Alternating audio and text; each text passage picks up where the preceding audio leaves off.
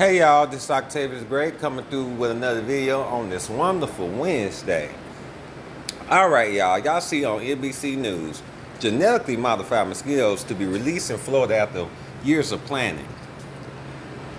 The effort is aimed at combating the Aedes mosquitoes, I'm not reading that, mosquito which spread viruses as dengue, Zika, and yellow fever. Alright, let me click on this. Inside boxes like these on the Florida Keys, a possible key to what scientists hope will slow an invasive and dangerous mosquito species. They're called Aedes aegypti and are known to carry diseases like Zika, dengue, and yellow fever, the females spreading infection with their bites. In the Keys, they make up just about 4% of the mosquito population, but are responsible for virtually all of the mosquito-borne disease transmission to humans. The potential solution starts at Oxitec's lab, where tiny eggs are injected with a modified DNA strain, ultimately producing mosquitoes that have what's called a self-limiting gene. Only the male offspring can survive past an early stage. The boys, unlike their female counterparts, do not bite. They run out of females to mate with, and that's how you bring the population down. This week, Oxitec began the process of releasing 140,000 male eggs in 6 locations along the Keys. That is part of a live experiment greenlit by the EPA, though some environmentalists are crying foul. Genetic engineered organisms are not something that we can control.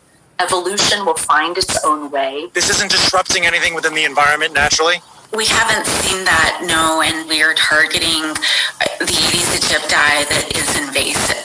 The company says similar projects in Brazil led to a 94% reduction of the targeted mosquito population and point out their research is peer-reviewed. Locally, residents buzzing about benefits and risks of unexpected consequences. My gut feeling says it's probably not a good thing. We don't know enough about it. The EPA says they conducted an extensive risk assessment based on the best available science and does not expect the trial to have adverse effects to animals in the environment. Does this represent the potential for greatly reducing the amount of Zika or dengue fever that's prevalent in a community? We hope so. That's why we're doing this. The debate on this one's crystal clear here. Okay, so we know this is going on in Florida, Sam.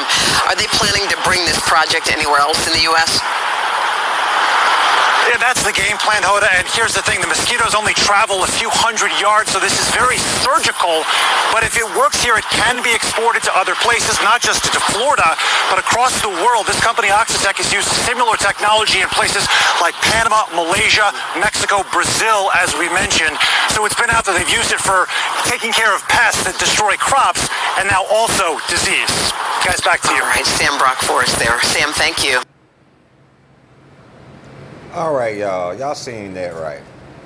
Now my thing is, okay, so y'all going out the way to genetically modify these mosquitoes so they won't pass yellow fever or the Zika virus. Here goes the thing with that too. When the last time have you heard anything about the Zika virus or yellow fever? You haven't heard anything about the Zika virus since they had a big report of a little explosion of it, what, 3-4 years ago, 5 years ago? So you haven't heard anything else about it. Now,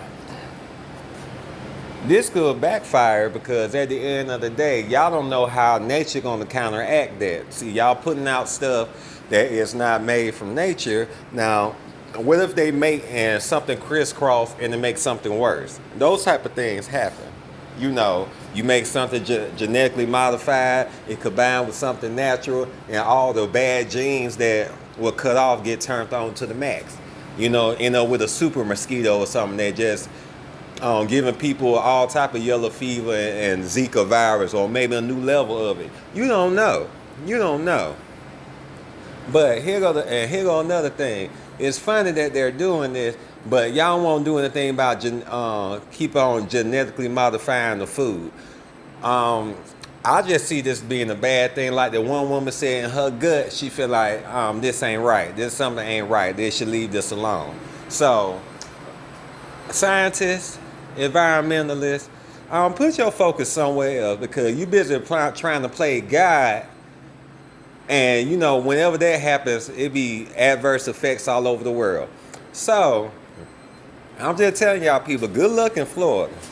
Good luck in Florida, because I don't trust it myself. And I just found it ridiculous that this was needed. This was not needed. Stopping food deserts is needed. Stop spraying food with pesticides is needed. No GMOs is needed. Better air quality is needed. Corona relief is needed. Ending police brutality is needed. But hey, we need genetically modified mosquitoes to stop spreading a disease that has not really affected anyone in this country. Because you haven't heard any reports. I said, when the last time you heard about yellow fever and Zika? You know. But this is just a little something I wanted to put out. You know, you got all these things about celebrities. You got all these things about news that we don't need. So I'm just giving you some news that you can use, because at the end of the day, once they start something somewhere, you know they're going to try to spread it to all over the country. And even though they're trying to make it seem like, oh yeah, it's a good thing, when has anyone for real done a great thing for this country that benefit us all? Somebody's going to suffer in the long run. But that's all I had to say. I ain't got nothing else to say about it. So y'all have a wonderful day. This is Octavius the Great. Please give me a like, shares, a comment, and have a wonderful Wednesday. All right, y'all. Take care.